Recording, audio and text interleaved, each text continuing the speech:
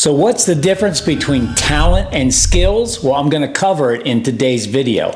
And what type of skills make you an irresistible player to college coaches? It's all coming up in this video.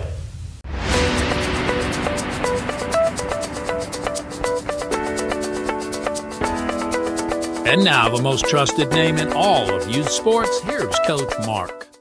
All right, Coach Mark here, and I'm glad you're here with me today. I'm going to talk about skills. Now, you may have already watched my video on talent. So just to reiterate, talent is what you're born with. It's like your DNA. It's like what God gave you. Skills, on the other hand, it's a whole different ballgame. Skills is what we do with the talent that God gave us. Now, the goal is to reach your maximum potential. So you can't really change your DNA, but you can change what you do with your DNA. So developing skills is so important. And I personally have seen that there are people with more talent and less skills, and sometimes there are people with less talent and more skills. Which one do you want to be? Well, ideally, you want to be talent plus skills. But if you're marginal talent, you can make up for that by developing tremendous skills, and you can become very, very important to your team and to your coaches and become a high-level recruit because of what you bring to the table. Now, to illustrate this point, I want to share a quick story with you. When my son was a freshman, he got a scholarship to play at Ole Miss. That was his dream, to play in the SEC. And he went down there and he just loved it. And it was everything he wanted it to be. I went down in the fall to watch them scrimmage and see what it was all about. And it was pretty awesome. And I saw one time that he hit a double. And when he slid into second, he popped up. And I don't know if I can do it on camera, but when he popped up, he went like this.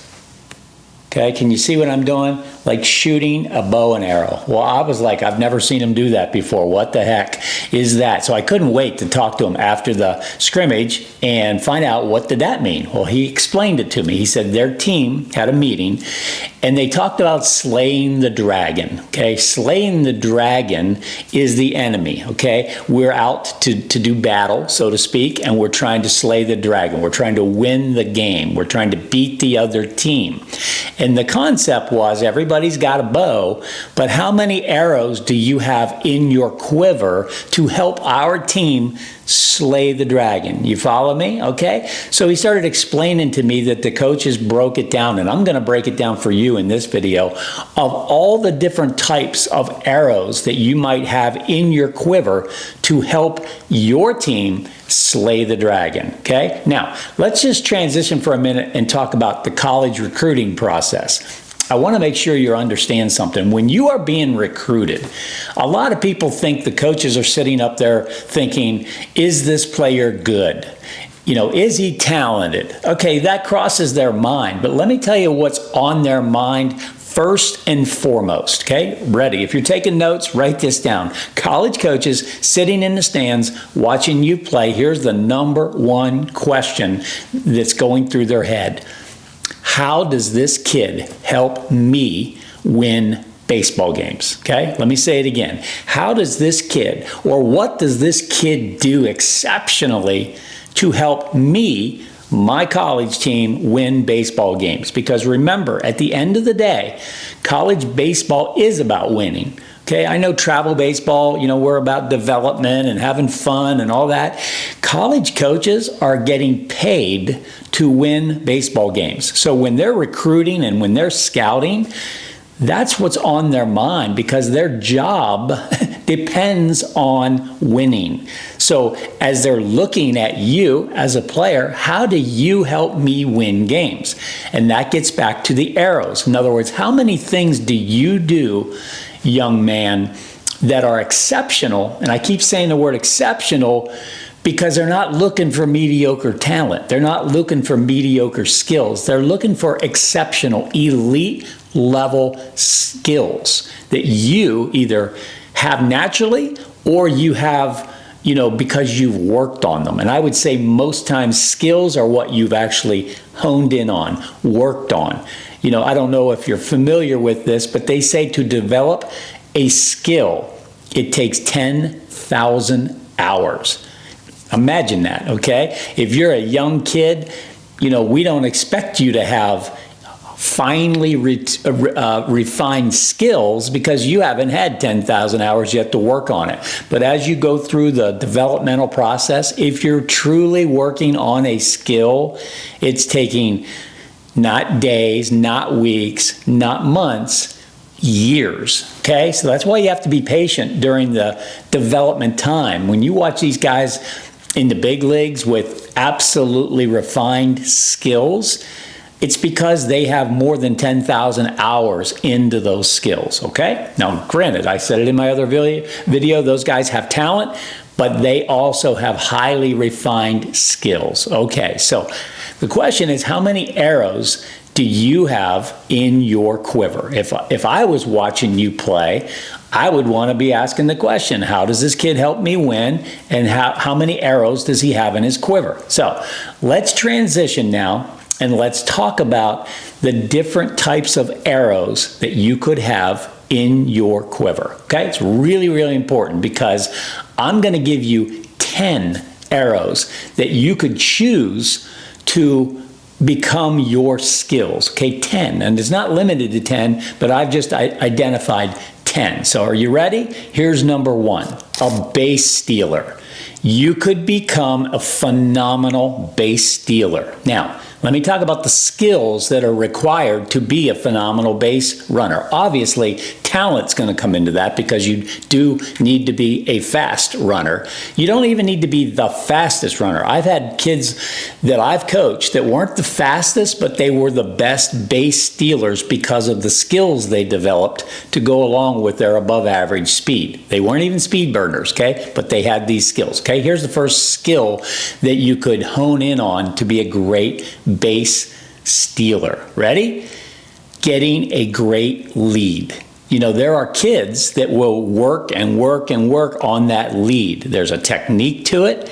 I'm not going to go into the technique today, but there's a technique to getting a really good lead. I used to do a drill with our players, and I would just keep pushing them further and further out in this drill, and eventually they would get picked off. But what it taught them was when you have a good skill set of getting that lead, you can get a lot more of a lead. And they were shocked at how big the leads were. If you're a pitcher and you're playing against a team I'm coaching, you're going to get rattled because you're going to look over and see guys with giant leads because we practice it, because we've honed in on that skill, okay? That's the first one. So the lead you get, how you get the lead, when you get the lead, okay?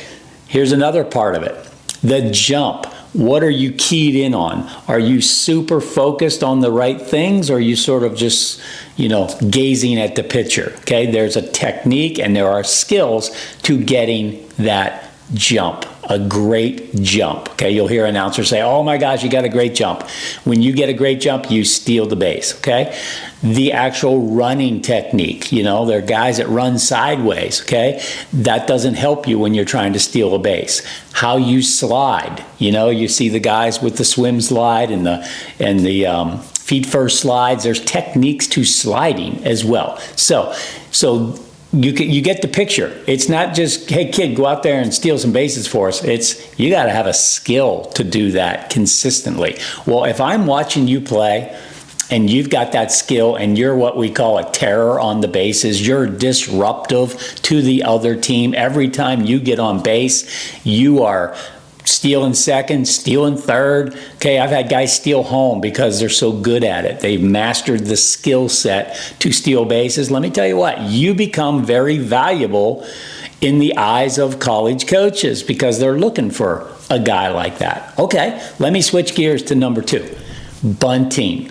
I know a lot of you guys are going, no, coach, don't tell me about I need to bunt.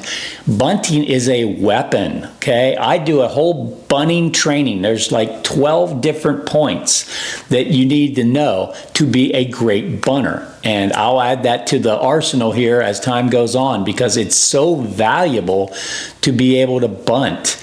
So if I'm watching In fact, I'll tell you this, when I go to tryouts and I have kids bunt, I can always tell the baseball players just by the technique that they use to bunt. Here's a little spoiler alert. Most kids, young kids today, have horrible bunting technique. It's literally like they never did it. They just think they square around and somehow put the ball on the ground. It's not like that. That is a skill that you can acquire. And when you have it, you are valuable to teams and valuable to college coaches, because most games can be won with a successful sacrifice bunt or a suicide squeeze or a safety squeeze. But if you can't get the job done, you're not valuable to the team for bunting. I've actually pinch hit guys because I knew that kid couldn't bunt and this kid could. So you don't want to get taken out of a game because you can't bunt. It's a skill that you definitely want to learn. I'm looking at my cheat sheets here. Okay, let's talk about pickoff moves. If you're a pitcher, I'm shocked at how many, let's be specific, left-handed pitchers do not use a pickoff move as a weapon to shut down a running game. And the reason they don't is because they didn't see it as an arrow in their quiver. They didn't see it as a way to help their team slay the dragon. They didn't focus on it, and subsequently, like when we play teams with lefties without good pickoff moves, they are in for a long day because we are going to steal, steal, steal. I've had many pitchers, opposing pitchers, getting taken out of games. Kids that were really good throwing the ball, but they couldn't. If we got on base, it was a walking double or a triple because they had no way to slow us down. They certainly didn't have a pickoff move, okay? So let's reverse that. If you're a left-handed pitcher and you commit to this, I am going to have a pickoff move that shuts down running games. I'll take it even further. Gets outs on the bases because I have such a good pickoff move. I remember we were playing in Jupiter years ago, and there was a kid that had the best pickoff move I've ever seen. He picked two of our guys off in a row. Do you know how hard that is to do? But he was so good. Don't think that he was born that way. I promise you, when he was in his mom's womb, he did not have a good pickoff move. He decided that that was going to be a weapon that he was going to develop and have a skill. And let me tell you what, when a college coach sees a kid with a great pickoff move, you know what they're thinking? Okay, if we run into a team that likes to steal bases, we want this kid on the mound. They're not stealing any bases with this kid on the mound, okay? Let's go with number 4, an out pitch. What's an out pitch? It's a pitch that you have developed. You have a skill for a pitch, and sometimes 2, rarely 3, but there is a pitch that you can throw to get guys out. I'm reminded of a guy that's from my hometown here in Altoona. Actually, he was from a nearby town in central Pennsylvania. His name was Mike Holtz. He was about 5'8", left-handed pitcher, went to Clemson, had a good career at Clemson, but he got an opportunity to go play professional baseball, made it all the way to the big leagues. Do you know why? He had a ridiculous curveball. Now, he could throw fastballs for strikes and changeups, but his curveball was so nasty that he became a specialist in the big leagues. They would bring him in to get one guy out. Okay, that's how good he was, and he had an amazing career. So there's an example of you saying, I'm going to develop a pitch. I mean, it could be a changeup, it could be a two-seamer, it could be Marion or Rivera, whatever you want to call that, a slider, a ridiculous curveball, but it is elite. It is a pitch that gets guys out, and that takes a lot of work, and it takes some talent. Not everybody can do that, but that is a great skill if you're a pitcher to develop that type of pitch. All right, this one's sort of like an intangible, but I will tell you, many college coaches are looking for this guy. This is the guy that has the skill to lead his team in energy. Yes, I said energy. He is a guy, and I'm not talking always about the rah-rah guy jumping up and down, high-fiving everybody. There are some people that are just naturally energy givers. They bring it to the team.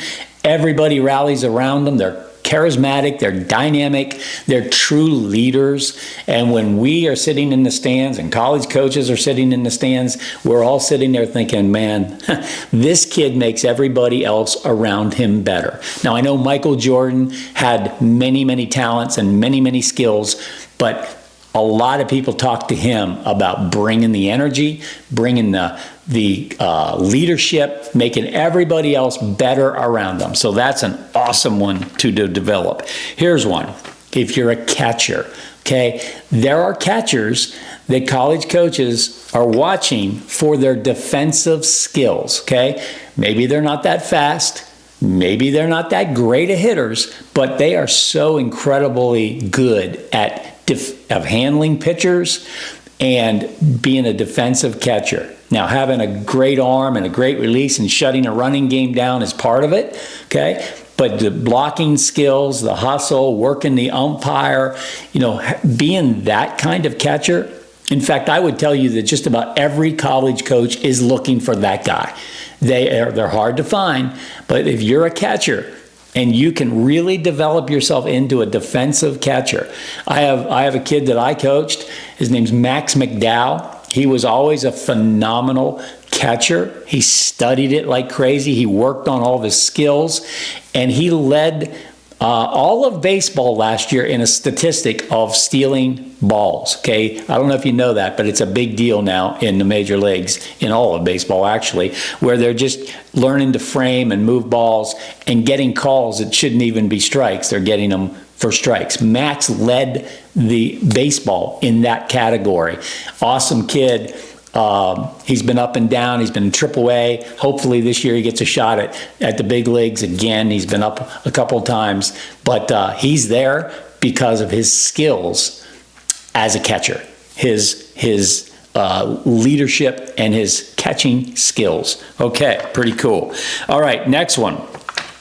Along the same lines, if you're a center fielder and you are a defensive wizard, okay? I coached a kid named Luke Gallagher. Luke was a speed burner. He ran a 6.2 60. Okay, that's in the top 1% of speed. But he did something even better than the speed. He got great jumps on balls. I can't tell you how many times that kid broke the hearts of other teams because they would hit a bomb in the gap and it could be a game-winning double or something and Luke would run it down. He was getting great reads. He was getting great angles. And he could also fly. I had a major league scout meet with him and told him if he wanted to pursue baseball, he could be a first-round draft pick because of his defensive skills in center field, okay? Pretty awesome. Now, Luke decided to run track, and he just had a heart to run track. He ran for Pitt, and he had a great career.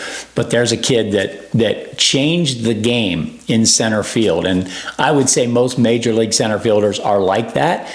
They have, lightning speed, and they get great jumps, and they have great reads, great angles on balls. I'll give you a drill. If you're a center fielder, I'm going to give you a drill and tell you a quick story about my son, Zach. Now, my son, Zach, was a pitcher, okay? But in high school, he was their center fielder, and he loved to catch fly balls. So we would go out for hours, and I would hit him fly balls. And that kid got so good at getting jumps and getting angles. And here's the drill we did. If you're a center fielder or even an outfielder, that really, really helped him. I would hit a ball, and he had to run to the spot, sprint to the spot where that ball was coming down, and then he stood there and waited for it to come down. Once he stopped, he wasn't allowed to move his feet. He wasn't allowed to make any adjustments. He had to pick the spot and wait for it, and I had a stopwatch. So I'd hit this sky-high fly ball. I'd start the stopwatch. I'd see Zach run over to a spot and just wait for it, 1001, 1002, 1003. Okay, what did that teach him? It taught him, number one, to get a great jump, but to take the right angle so he knew where the ball was going to land. If you watch a lot of inexperienced outfielders, they're taking what we call banana routes. They're going all kinds of crazy ways, and they miss a lot of balls because they're not getting enough reps, and they don't know how to take great angles. They don't get good jumps. But Zach got so good at that, and we had so much fun. We'd just go out in the evenings, and I'd hit hundreds of balls. I enjoyed hitting the fungo, and he enjoyed getting to the spot and waiting, and we'd have little challenges. So that's a great drill for center fielders. Okay, here's the next one. Quab leader. Now, I did a whole video on quality at bats, but as as a college coach watching kids play, watching kids hit, I know you might think that they're all just up there looking to see if you get a hit, if you get on base. You hit a little bloop over the first baseman's head and you're high-fiving because there's a college coach there. Don't mean to burst your bubble on this one. That's not that impressive to a college coach usually. Okay, what is impressive is that you learn to be what they call a tough out. Okay, it doesn't mean you always get out. It just means you are a gamer. You are a battler. You work the count. You foul tough pitches away. You know, you are getting the barrel of the bat on the ball consistently. That is a kid that is very, very valuable. Because imagine if you were a college coach and you were putting a team of kids like that together, they just won't strike out. They just won't give up without a big fight. They're going to make you throw them 11 pitches before they get out. Imagine if you were a pitcher and had to pitch to a team of kids like that. That's what some of these Division I top programs have. They have 1 through 9. All the kids are like that. The major leagues, you know how hard it is to pitch to a professional hitter? They don't swing at bad pitches, rarely, and they swing at the pitches in the zone, and they usually get the barrel of the bat on the ball. Okay, it's amazing how hard it is to get a hit in the major leagues because you can be crushing the ball, and those guys are defensive wizards taking hits away from you. Okay, so that's what makes the major leagues so incredible. You got it going on both sides, but having a really, really good understanding of quality at bats and being a tough out is huge. Okay, next one up. Baseball IQ is number 9. Okay, what is baseball IQ? Well, let me tell you the only way you have baseball IQ. It's if you basically eat, sleep, and drink baseball, which means you are a student of the game. You know the game inside and out. You know where positions should be. You know where how plays should be unfolded. You know bunt defenses. You know first and third defenses. You understand the game at a high level. You know what a double should look like, a triple, when to take third base, when to stop at second. You know, you just, when I watch games, I can clearly see the kids that really understand how the game is played. And to a college coach sitting there, let me be honest, it's rare today to find kids that they would call baseball junkies. Baseball junkies are the kids that are just little grinders, little dirt balls. Those are kids that are just out there playing and they know how to play the game. Okay, if you're one of those kids, somebody wants you, because I'm sitting in the stands with college coaches and they love to talk about the grinders. They can't take their eyes off those kids because those kids are playing at a different level. It's not even talent. It is baseball IQ that they've acquired. Again, you're not born in your mom's womb with baseball IQ. You've studied the game. And don't kid yourself. Don't act like if you just watch a game here and there that you're going to have a lot of baseball IQ. I've coached kids that never stopped talking about baseball. Ryan Schloniger, kid that comes to my mind, a kid was a baseball junkie, super good player, played professionally. But let me tell you, in the dugout, he was talking situation and this. And coach, what do you think what pitch do you think they're going to throw here? Coach, if they do a first and third play, what do we want to do here? It never stopped. So I said, Ryan, even when we weren't playing, he was talking about baseball. Okay, I love the kid to death. You know, that's a baseballer. That's a grinder. That's kind of old school. Okay, last one, number 10. And this one's, I should have had a more dramatic number 10, like with a drum roll or something. This one's just power. Okay, let's be honest. If college coaches are watching teams play and kids, there's a kid out there just hitting bombs, okay, that is getting everybody's attention, because as we see in the big leagues, they love home runs. So maybe you don't have a lot of speed. Maybe you don't have a crazy arm. Maybe you're not a defensive wizard, okay? You don't have a lot of skills like that. But there's one thing that you can do that nobody else can do like you, which is hit bombs, okay? That is going to get people's attention. So don't think for a second that that's not a skill. Sure, you need to be strong, you need to be quick, but there's a swing that generates a lot of home runs. And if you're that guy, develop that skill of hitting home runs, and obviously you are going to go a long way. I remember Barry Bonds, who was a phenomenal home run hitter. He used to say, I only need to put 40 or 50 good swings on per year. Now think about that. That was his mentality. I'm not saying he didn't care if he struck out or he didn't get a hit, but if you only put 50 or 60 swings on in an entire year, but they went out of the park, you're one of the best ever, okay? So that's a great mentality if you're a home run hitter. You don't get caught up in a lot of the stuff. You just do what you do. Okay, so I've given you 10 things. Now, like I said, there are more than 10, but those are 10 arrows that you could have in your quiver. Those are skills that you've developed. Why? Number one, it's fun to be elite. It's fun to have a skill that very few other kids have, okay? 2, you help your team win, okay? You know, if you bring a lot of skills to the table, you're going to help your team win in a lot of different ways. And 3, for those of you that want to play college baseball or professional baseball, you need to answer this question. If I'm a college coach and I ask you this question, what makes you special? What makes you think that you can come to my team and help me win? Because that's what I want. I want to win. Tell me what makes you so special. Don't tell me you're a nice kid. Don't tell me you're a good little player. Don't tell me you have a good attitude. Don't tell me you're a hustler. Those are all nice things. But I'm not giving you a scholarship for that. I'm giving you a scholarship because you have skills that are hard to find, and every college coach in the country is looking for kids with these kinds of skills. So I hope this gives you something to think about. I hope this encourages you. I hope you are inspired to be one of those players that decides to have a lot of arrows in your quiver. Remember, the more arrows you have, the more valuable you are to your team. That's all for now. We'll catch up with you on the next video. Hey there. Well, you made it to the end of a very, very long video, and that tells me a lot about you. It tells me that you are highly interested in getting this right, in getting all the information, and helping your son. I'm guessing that you're a parent or grandparent watching this. Well, I've got a special, very special offer for you. Every once in a while, I'll slip in a little video at the end of one of these long videos, and I will offer something for absolutely free, and today's the day. So if you're here, listen to this. I am setting up a free one-on-one consultation with people that use the link in this video and schedule a call with me. It's only 15 minutes, but we can talk about your son or your grandson.